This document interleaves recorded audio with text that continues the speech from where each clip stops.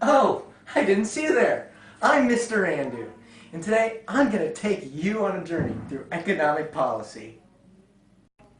Does that sound good to you?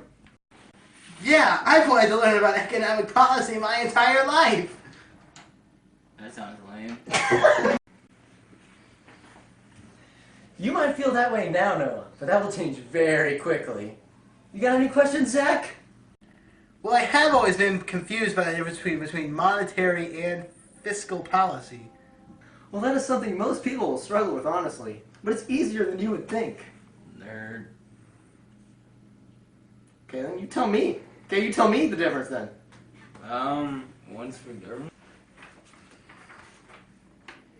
Well, both are regulated by the government, but it is regulated by different organizations in the government.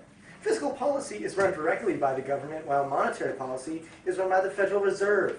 Fiscal policy is regulating the economy by changing taxing and spending at the federal level.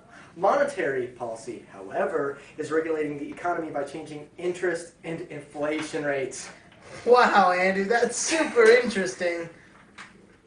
Yeah, I guess. Wow, that is kind of intriguing. Well, what else would you like to know about? Well, I really don't know how economic policy started. Oh my gosh, what a story. Economic policy began in the 1960s and 70s when people favored deregulation. They favored this because after the Vietnam War had ended, high inflation rates caused the people to want less government when there are economic problems. Ah, it all makes sense now. Yeah, government regulation is terrible. No!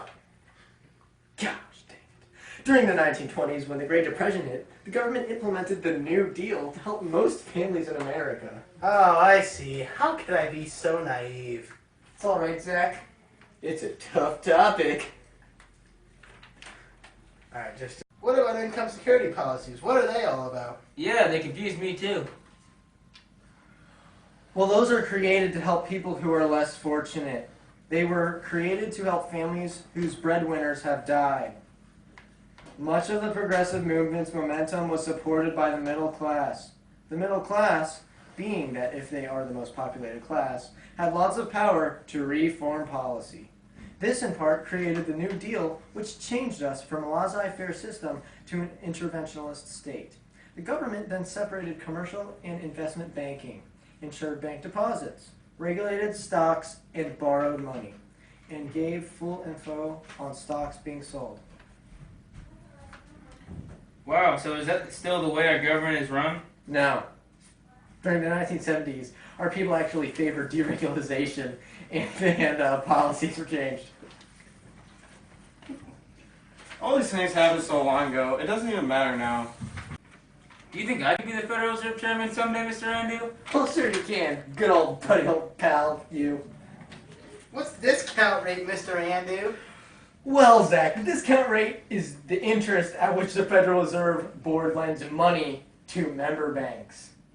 There is only one thing left you need to know, and it is changing of our Social Security program.